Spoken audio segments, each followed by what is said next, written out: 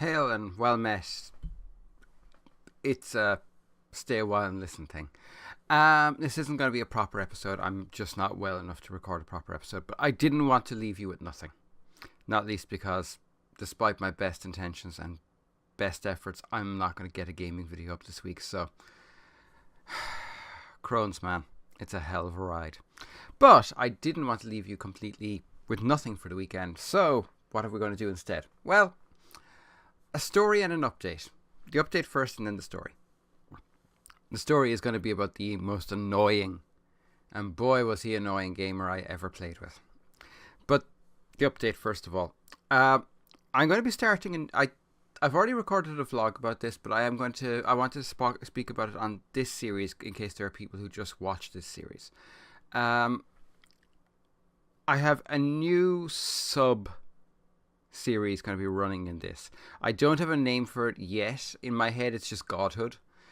And it's basically going to be going step by step, creating a gaming setting, a campaign setting, from scratch. Like not taking Forgotten Realms or Pathfinder or something and reshaping it to what I want it to be. I'm actually going to start from the ground up and cover everything from how I figure out how a game world is constructed from a fundamental point of view. Things like science and magic and art and resources and so on and so forth, right through creation myths and why it's important to think about that, creating the maps and why you would position cities in certain places, and how that influences the culture that will be sitting in that spot.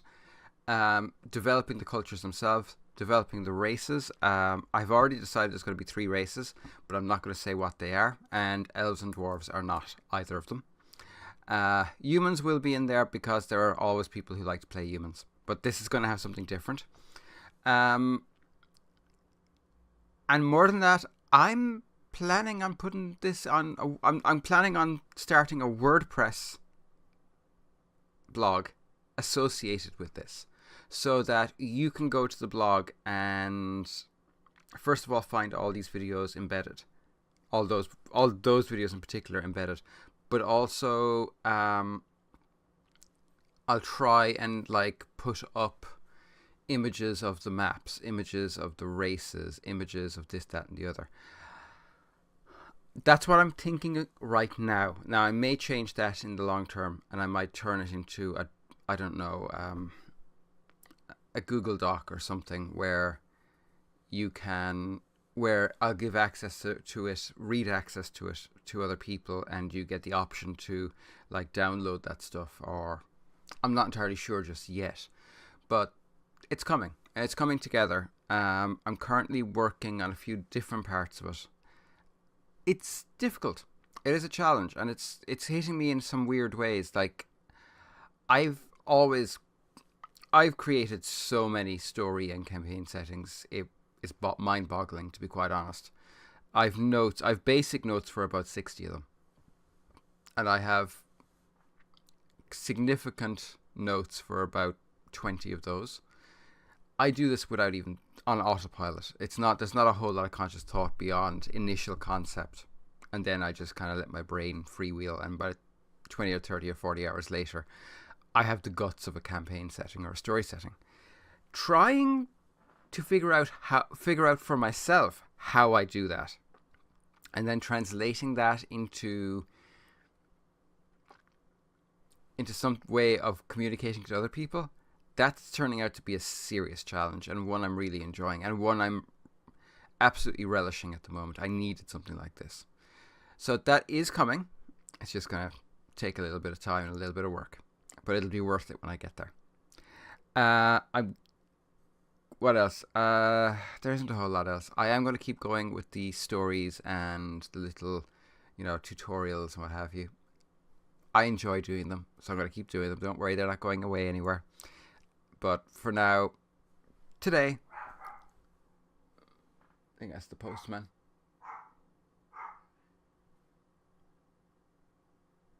Either that or, yeah, someone just dared to walk past the window And Lulu, of course, went apeshit. So, story for today. The most annoying player I ever played with as a player. The most annoying player I ever played with as a GM is something different. So how annoying? I was playing in the only Forgotten Realms game I ever played in. Now, I kind of get Forgotten Realms. It's a classic, standard fantasy setting.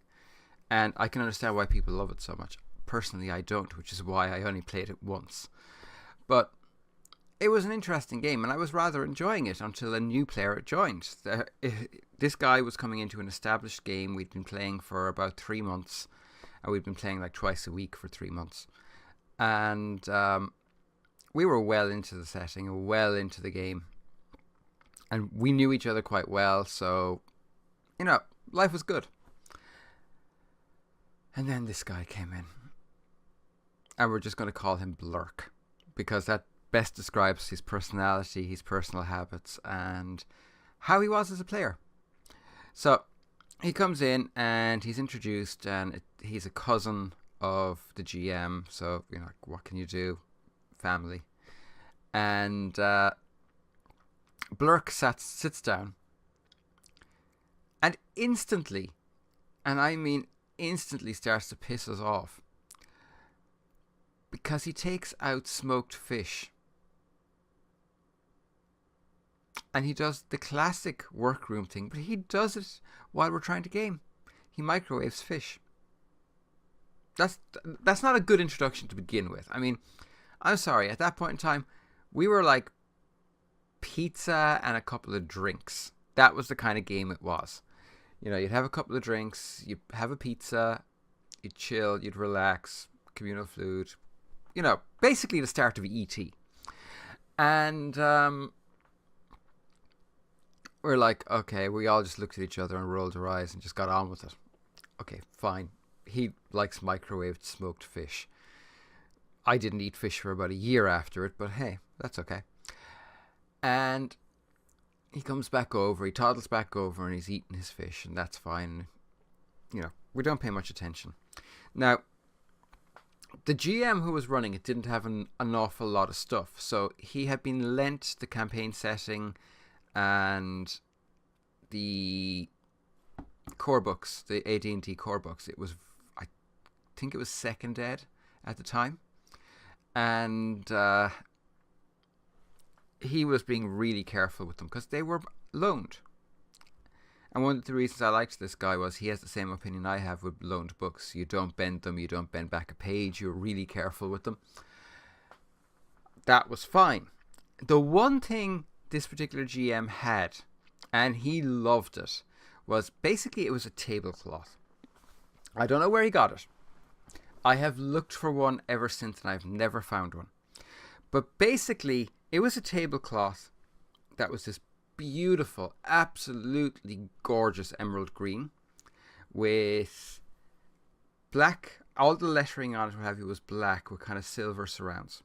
So it was like outlined in silver. It was beautiful. And it had everything from to hit charts on it. It had XP amounts for level ups. It had almost every role you could imagine somewhere on it. And it was all quite logically laid out, and it was gorgeous. I mean, I don't even run AD&D, but I'd love to have this. And so his cousin is there eating this fish, and with his hands, I'm just there going, there's fucking knives and forks over there, man. Just use one. No. Now, you would think if you were going to eat something greasy and messy like that with your hands, you'd, I don't know, get a napkin, or at the very least some kitchen roll, or if you're going to wipe it on something, wipe it on your own fucking jeans. No. Blurk insisted on wiping it on the tablecloth. This gorgeous green, just, and we were in the middle of an encounter when he does this, and he doesn't even try and make it subtle. He just does it. And one of the other players was in the middle of this speech, And he just trailed off and stared at this guy and put his head to one side. And the GM, who is his cousin and owns this gorgeous tablecloth, which was one of his prized possessions, just kind of sighs and closed his eyes, and I could actually almost hear him counting to 10 in his head. So we kept going. I knew he was going to bollock this guy afterwards. I knew it, but he kept going. And now this guy had things explained to him before the game. It's not like he was just coming into it with absolutely no foreknowledge. He had been told certain things and warned that this is how you do this and this is the way you act. And yeah, okay, yeah. One of the basic rules in this particular group was you don't touch another player's dice. Seriously, touch their genitals before you touch their dice. And I really wouldn't have advised that in that particular group of people. So, of course, it comes time to roll. Now, he had been given a full set of polyhedral dice by his cousin for use that day. But he insisted on grabbing my dice. He kept grabbing my dice. Because I had a really nice set. They were kind of a green granite-y colour. I don't know the proper name for that particular stone, but it's kind of this greenish granite colour, and they were gorgeous. And he kept grabbing at them, and I kept just... And the last time he did, the second last time he did it, I actually just went, stop it. So he's told he has to do this roll, and he grabs my dice. He doesn't even grab the dice that he needs. He's been told which dice to grab, but he grabs all of my dice. So this is where the wheels start to come off the wagon, because I kind of went down on top of his hand on top of the dice, which, to say the least, was probably quite painful. And he just jumps up and goes, what the fuck? And I'm just like, you've been warned. You were warned before you came here. Don't touch another player's dice. So after a few minutes, we calm down and we settle back into the game. I'm watching this guy like a fucking hawk, and I've moved to the other side of the table. And he starts kicking me in the shin under the table. This guy was in his mid-30s. And before you say, well, maybe he had some kind of learning disability. No, this guy was a fucking teacher. He was just an obnoxious prick.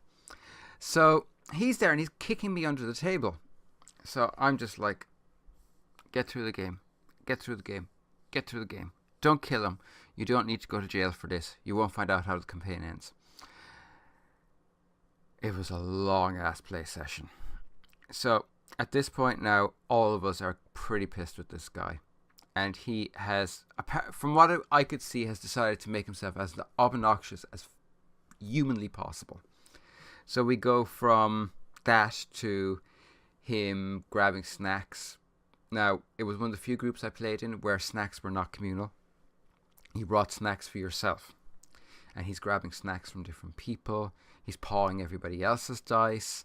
He grabs the Dungeon Master's Guide, which he has no reason to even look in, whatever about the player's handbook. And he's putting greasy paw prints in it. And the guy who owns the book, I can kind of hear him. He's gritting his teeth so hard that occasionally I can actually hear it. And we're just like, this needs to end. This needs to end. This needs to end. And then one of the guys has his phone underneath the table. And I'm like, what the fuck's going on? And he rings the GM. So he rings the GM with the phone under the table. And we didn't have one of my usual rules is phones off. Or at least on silent. We didn't have that in that group because, with the exception of me, all of them had kind of jobs where they were on call, apart from that fucking teacher. And the GM is just looking at this guy across the table going, why? And he's like, why are you ringing me? And then the light bulb goes off. It's almost blinding in its intensity. I'm like looking at them like, going, what the fuck is going on here? Because I didn't realize what was going on at this point. Nobody else did, apart from them two. But there was just like this flash of, came over his face, and he picked up and he answered the phone. He goes, hi, yeah. Okay. And he hangs up and he goes, guys, sorry, I need to wrap up for tonight. I've just been called into work. Needless to say, Blurk never returned to that game. To my knowledge, he never played in another game anywhere ever again. I don't know if he was literally just that ignorant and that much of an obnoxious prick to begin with, or he went into that game intending to be an obnoxious prick. I kind of suspect it was the latter, because the GM had been at the start of developing a drinking problem, and he ended up going into AD&D and into tabletop role-playing as an alternate outlet, for the lack of a better word. And it's not that he just really liked being drunk, and he really liked staying drunk. And he kind of used this, he was using tabletop role-playing as a way of working around that and not having to go through, you know what I'm trying to say. And I do know that that guy was his drinking buddy. So I wonder if he was, to this day I wonder, was he trying to break up the gaming group so he'd get his drinking buddy back? I don't know. What I do know is he was the most obnoxious, pain in the ass, horrible, worst gamer I ever played with as a gamer. You're never going to find out who was the worst gamer I ever played with as a GM. Well, actually, yeah, I probably could, because I sincerely doubt he watches this show, considering he's not on my Facebook, he's not on my anything. Yeah, I might think about it. But anyway, I hope this makes up for the lack of content on my channel. I hope you enjoyed it. I'll be back again next week with something. Stay a while, even if it's very, very short and something like this. Have a great weekend. Be good. And bye for now.